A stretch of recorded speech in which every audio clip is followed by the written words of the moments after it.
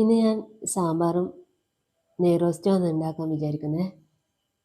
അതിന് സാമ്പാറിൻ്റെ കഷ്ണങ്ങളെല്ലാം ഞാൻ നേരത്തെ കട്ട് ചെയ്ത് വെച്ചിട്ടുണ്ട്.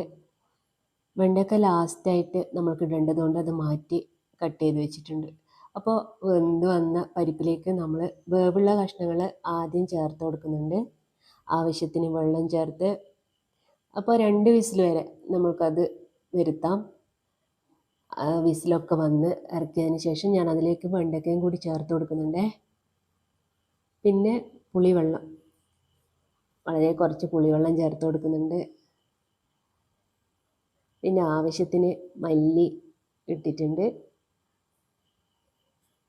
ഇനി വറുത്തരച്ച തേങ്ങയാണ്.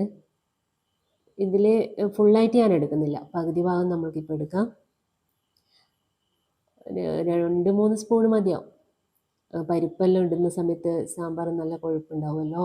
ഇത് നമ്മളെ സ്വന്തം ബ്രാൻഡ് RCMൻ്റെ കായമാണ്. അതിന്ന് വളരെ കുറച്ച് എടുക്കുന്നുണ്ട്. സാമ്പാറിൽ കായം ഇട്ട് കഴിഞ്ഞാൽ ഒരു പ്രത്യേക ടേസ്റ്റ് അല്ലേ. ചില ആൾക്കാർക്ക് കായമൊന്നും ഇഷ്ടമല്ല, പക്ഷേ ഇവിടെ എല്ലാവർക്കും കായം ഇഷ്ടമുള്ളത് കൊണ്ട് ഞാൻ സാമ്പാർ ഉണ്ടാക്കുമ്പോൾ എപ്പോഴും ചേർക്കലുണ്ട്. പിന്നെ ഇതിൽ വറവ് ഇടാൻ വേണ്ടിയിട്ട് കായ്മുളകും കറിവേപ്പിലയും എടുത്തിട്ടുണ്ട്. കടുക് ചേർത്ത് കൊടുത്ത് ഉലുവയും കൂടി ചേർക്കും, പക്ഷേ ഇപ്പം ഞാൻ ചേർക്കുന്നില്ല. ഞാൻ വറുത്തരക്കുന്ന തേങ്ങേൻ്റെ അകത്ത് നല്ലോണം ഉലുവ ചേർത്തതാണ്. അപ്പോൾ കൂടുതലാകുമ്പോൾ സാമ്പാർ ഒരു കയ്പ്പ് രസം വരുമല്ലോ, അതുകൊണ്ട് ഞാനിപ്പോൾ അത് ചേർക്കുന്നില്ല. ആവശ്യത്തിന് മുളകിട്ട് കഴിഞ്ഞിട്ടുണ്ട്. ഇനി നമ്മൾക്ക് കറിവേപ്പിലയും കൂടി ഇട്ട് കൊടുക്കാം. എന്നിട്ട് തീ ഓഫ് ചെയ്യാം. പിന്നെ നമ്മൾ ഇതൊന്ന് സാമ്പാറിൽ ഇട്ടൊന്ന് ഇളക്കി കൊടുക്കുമ്പോൾ നല്ല ടേസ്റ്റുള്ള സാമ്പാറായിട്ടുണ്ട്. ഇനി ഇത് നെയ്റോസ്റ്റിന് വേണ്ടുന്ന മാവാണ്. ഇന്നലെ അരച്ചു വെച്ചതാണ്, നന്നായി പൊങ്ങി വന്നിട്ടുണ്ട്. അപ്പോൾ നെയ്റോസ്റ്റ് ഉണ്ടാക്കുന്ന സമയത്ത് നമ്മൾ ചൂടായ കല്ലിലേക്ക് അല്പം വെള്ളം കുടഞ്ഞു കൊടുക്കുകയാണെങ്കിൽ നെയ്റോസ്റ്റ് ഏറ്റവും നല്ല ടോപ്പായിട്ട് കിട്ടും എന്ന് പറയാം.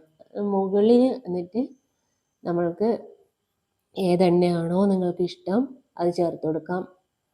നെയ്യ് ചേർക്കുന്നവർക്ക് അത് ചേർത്ത് കൊടുക്കാം. ഇപ്പം എൻ്റെ കയ്യിൽ നെയ്യില്ല, അല്ലെങ്കിൽ ഞാൻ നെയ്യാണ് ഉപയോഗിക്കൽ.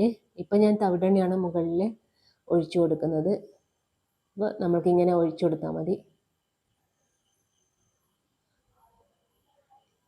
അപ്പോൾ ഇത് ചൂടോടെ കഴിക്കണം കേട്ടോ. ആയപാടെ തന്നെ കറിയും കൂടെ വിളമ്പി കാപ്പി റെഡിയാക്കിയിട്ട് നമ്മൾ കഴിക്കാൻ പോവാണ്.